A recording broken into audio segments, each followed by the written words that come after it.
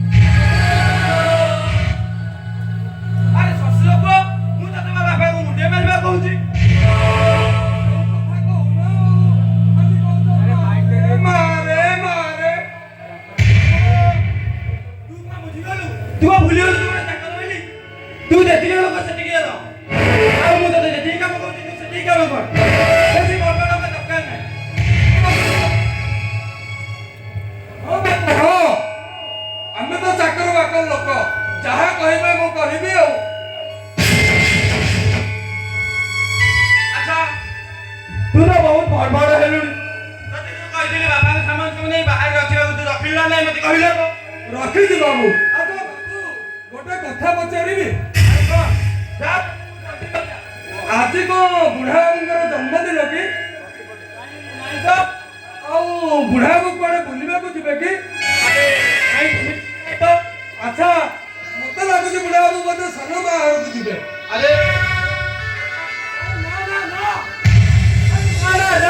ସେମିତି କିଛି ନାହିଁ। କାହିଁକି କହିଲେ? ଓହୋ ତତେ କେତେ ଜାଗା କହିବି ମୁଁ, ତତେ କେତେ ଜାଗା କହିବି ମୁଁ, ତତେ ଯେତିକି କାମ କରୁଛି ସେତିକି କାମ କର। ଦେଖୁଛୁ ବହୁତ ଚଳିବାଡ଼ି କଥାବାର୍ତ୍ତା କରୁଛୁ, ଯେତିକି ଲୋକ ସେତିକି ଯେତିକି କାମ କହୁଛି କରିବାକୁ ସେତିକି କାମ କର। ତୋର ବେଶୀ କଥା ମୁଣ୍ଡ ଖେଳେଇବା। ଆଚ୍ଛା ବାବୁ, ଏ ବୁଢା ବାବୁଙ୍କର ସାମାନ ଯୋଉ ବାହାର କଲେ, ବାବୁ କୁଆଡେ ଯିବେ କି? ଆରେ ମାନେ କଣ କହିଲୁ? ସହରରେ ମୁଁ ଗୋଟେ ଆପାର୍ଟମେଣ୍ଟ ନେଇଛି 3 BHK। ମାନେ କଣ କହିଲୁ? ସେଠି ବଡ ବଡ କୋଠା ଅଛି, ଆଉ ବଡ ବଡ ବାବୁ ମାନେ ମଧ୍ୟ ରହନ୍ତି। ଆଉ ଜାଣିଛୁ ମୁଁ ଭାବିଛି ଏଇ ଗାଁ ଘରଟିକୁ ଭଡା ଲଗେଇ ଦେଇ ସହର ଘରକୁ ସମସ୍ତେ ପଳେଇବୁ ବୋଲି। ଆଚ୍ଛା ବାବୁ, ବୁଢା ବାବୁଙ୍କୁ ତ ସେଇଠି ଛାଡିଦେବେ, ସେଇଠି କଣ ଏମିତି ଅଛି କି? ଆରେ ଅଛି ନା, ସବୁ ଅଛି। ତା ପୂର୍ବରୁ ତତେ ମୁଁ ଯୋଉ କହିଥିଲି ବାବୁଙ୍କ ସାମାନ କାଢିବାକୁ, ତୁ କାଢିଛୁ ନା ନାଇଁ ମତେ ଆଗ କହିଲୁ। କାଢିଲିଣି ନା, ଆପଣ ଯାହା କହିଥିଲେ ସବୁ କାଢିଦେଲି। କାଢିକି ପୁରା ଘାଣ୍ଟି ଦେଲି। ହଉ ଆସ ଏଥର ବାବାଙ୍କ ମୁଣ୍ଡିଆ ମାର। ଏ ବାବୁ, ଆପଣ ମତେ ଜାଣିନାହାନ୍ତି। ଆରେ କଣ? ଯେତେବେଳେ ମୁଁ ସକାଳୁ ଆସେ ବାପାଙ୍କୁ ମୁଣ୍ଡିଆ ହୁଏ, ଆଉ ଗଲା ବେଳକୁ ବାପାଙ୍କୁ ଜୁହାର ହେଇକି ଯାଏ। ଆଜି ଅପରାଧରେ ମତେ ମୁଣ୍ଡିଆ ମାରିବାକୁ କାହିଁ କହୁଛନ୍ତି ବାବୁ? ସେଇ କଥା କେତେ ଥର କହିବି ଯେ ତୁ ମୋ ଏବେ ଚଢି ବଢି କଥାବାର୍ତ୍ତା କହନି ବୋଲି। ତୁ ଯେତିକି ଲୋକ ସେତିକି ଦେଲ।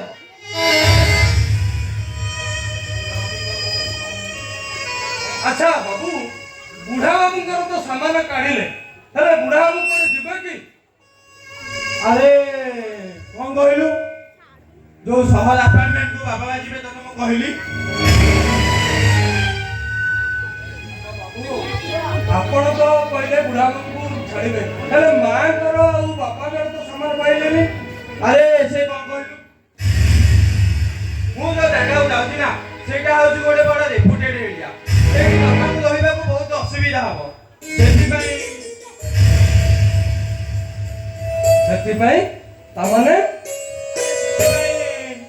ମୁଁ ବାପାଙ୍କୁ ସେଇଠିକି ନଉନି। ଆଉ କୋଉଠିକି ନେଇ ଯିବେ ବାବୁ?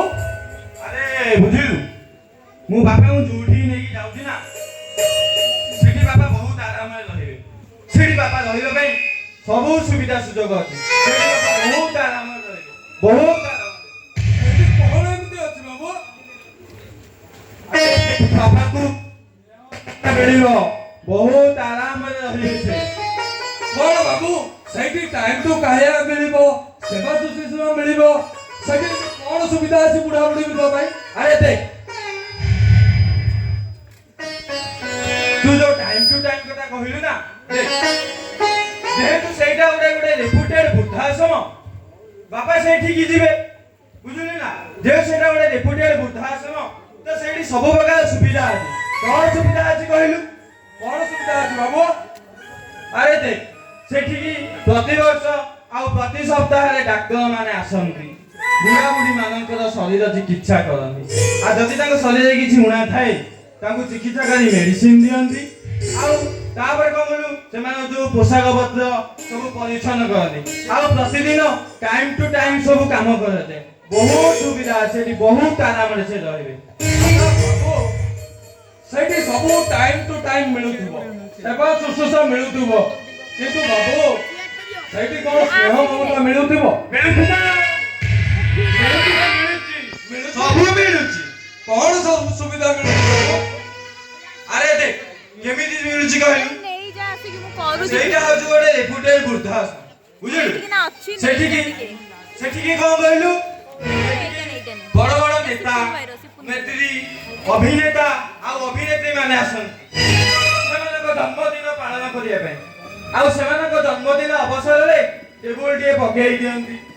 ଆଉ ଟେବୁଲ ଉପରେ କେକ୍ ଖଣ୍ଡେ ରଖନ୍ତି। କେକ୍ ଉପରେ କ୍ୟାଣ୍ଡେଲ ଜଳେଇ କ୍ୟାଣ୍ଡେଲ ପାଟିରେ ଫୁଙ୍କି ଦେଇ କେକ୍ କୁ କାଟନ୍ତି। ଆଉ କେକ୍ କାଟି କଣ କରନ୍ତି ଜାଣିଛୁ? ସେଇଟା ନେଇ କେକ୍ କାଟିଲା ପରେ ନା ବହୁତ ସ୍ନେହରେ ବୁଢା ବୁଢୀ ମାନଙ୍କୁ ଖୁଆଇ ଦିଅନ୍ତି। ବୁଝିଲୁ ନା? ତୁ ତାପରେ କହିଲୁ, ତାପରେ ସ୍ନେହରେ ବହୁତ ଛବି ଉତ୍ତୋଳିତ କରନ୍ତି। ଆଉ ଯୋଉ ସ୍ନେହରେ ଛବି ଉତ୍ତୋଳିତ କରିଥାନ୍ତି ସେଇଟାକୁ ତା ପରଦିନ ଟିଭି ଆଉ ଖବର କାଗଜରେ ପ୍ରସାରିତ ହୋଇଥାଏ। ଆଚ୍ଛା ସୁର, ତୁ ମତେ କହିଲୁ ୟାଠୁ ବଡ ସ୍ନେହର କଥା ଆଉ କଣ ଅଛି? ଏ ପୁଅ, ତୁ ଯୋଉ କଥା କହୁନୁ ସେମାନେ ଆସି କୁହନ୍ତି happy birthday to you, happy birthday to you, happy birthday to you. ଏମିତି କହିକି ଆମ ପାଟିରେ କେକ୍ ଖଣ୍ଡେ ଖଣ୍ଡେ ଖଣ୍ଡି ଦେଇ ଚାଲି ଯାଆନ୍ତି ରେ। ଆପଣ ପୁରା ଠିକ କହିଲେ, ପୁରା ଘାଟି ଦେଲେ। ଆଚ୍ଛା ବାବୁ, ଆପଣ ଯୋଉ କହୁଛନ୍ତି ବୁଢା ବାବୁଙ୍କୁ ସେଇଠି ଛାଡ଼ିଦେବେ, ସେଇଠି ସୁବିଧା ଏମିତି ଅଛି? କଣ ବୁଢା ବୁଢୀ ମାନଙ୍କ ପାଇଁ କି?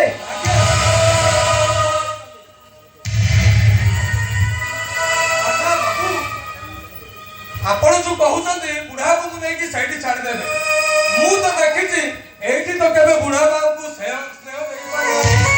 ଦେଇପାରିଛନ୍ତି କି? ନାଇଁ ତ।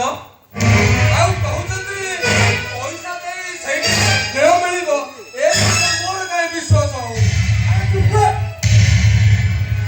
ଆରେ ଚୁପ କର। ତୁ ସେତେବେଳେ ବଢି ଚଢି କଥା କହୁଛୁ। ତୋର ଏତେ କଥା ମୁଣ୍ଡ ଖେଳିବା କଣ ଦରକାର? ତୁ ହଉଛୁ ଗୋଟେ ଚାକର, ଆଉ ଚାକର ଭଳିଆ କହ। ଆମ ଘର କଥାରେ ମୁଣ୍ଡ ଖେଳିବା ତୋର କିଛି ଦରକାର ନାହିଁ। ଯେତିକି ଲୋକ ସେତିକି ରହ।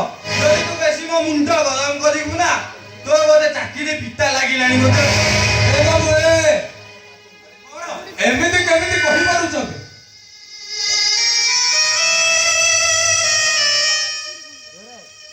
ହେ ବାବୁ, ଏମିତି କେମିତି କହିପାରୁଛନ୍ତି ଆପଣ? ଆରେ ତୁ ପୁଣି ସେ କଥା କହିଲୁ। ତତେ ମୁଁ କଣ କହିଥିଲି ଆଉ ତୁ କଣ କହୁଛୁ କହିଲୁ?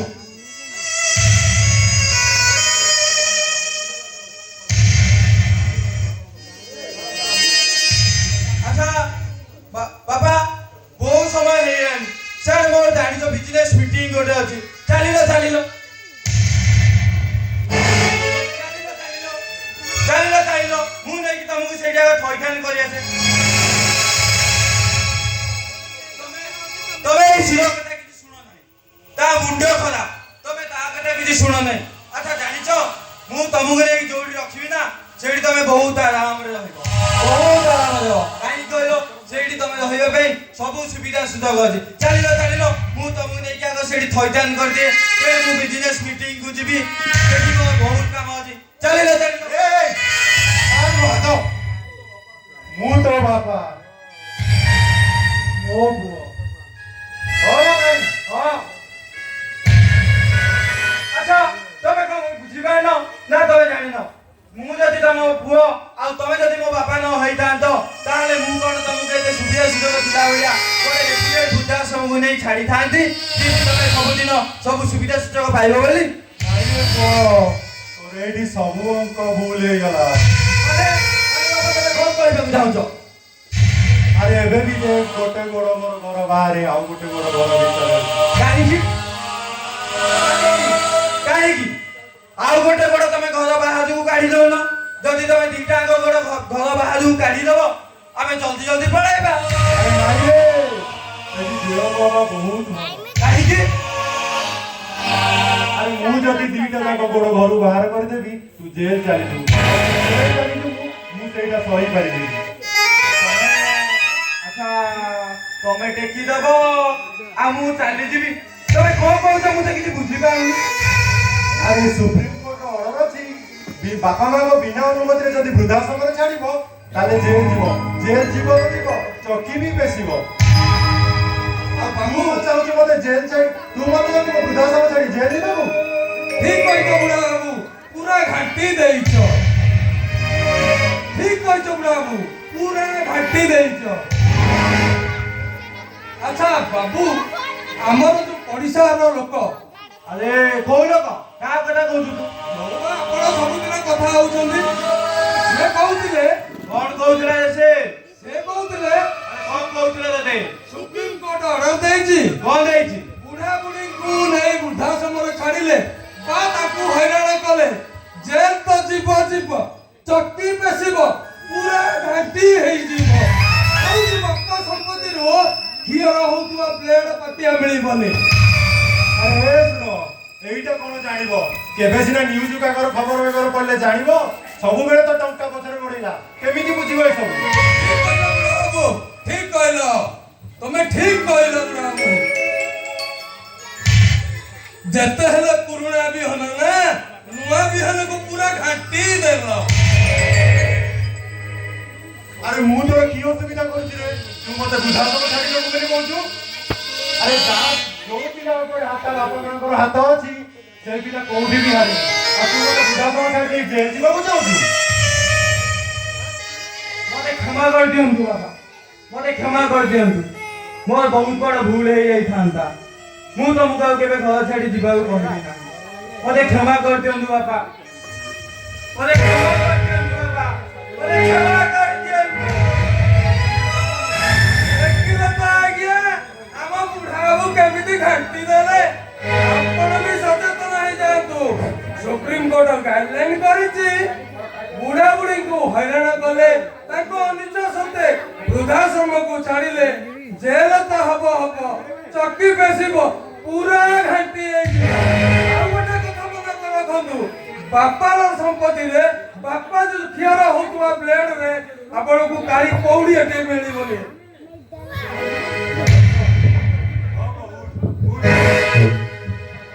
କରିଦିଅନ୍ତୁ ମୋର ଆଉ ଏ ଭୁଲ ହବ ନାହିଁ ଆରେ ଶୁଣ କୁଆଡ଼େ ଗଲୁ ଆଜ୍ଞା ଆରେ ଶୁଣ ଆମେ ବହୁତ ବଡ଼ ଭୁଲ କରିବାକୁ ଯାଉଥିଲେ ରେ ଆମେ ଠିକ ସମୟରେ ରହିଗଲେ ନହେଲେ ଆମେ ବହୁତ ବଡ଼ ଭୁଲ ହେଇଯାଇଥାନ୍ତା ଆଚ୍ଛା ଶୁଣ ତୁ ଯୋଉ ବାପାଙ୍କ ସାମାନ ବାହାର କରିଥିଲୁ ନା ସେଇଟା ନେଇ ଘର ଭିତରେ ରଖିଦେ ବାପା ଆଜିଠୁ ଆମ ସହିତ ରହିବେ ଆଉ ତାଙ୍କର ସେବା ଶୁଶ୍ରୂଷା ଯାହା ବି ଆମେ କରିବା ସେ ଯାହା ବି ହଉ ଆମେ ସବୁ କରିବା ତୁ ଚାଲୁ ବାପାଙ୍କ ସାମାନ ଘର ଭିତରକୁ ଚାଲ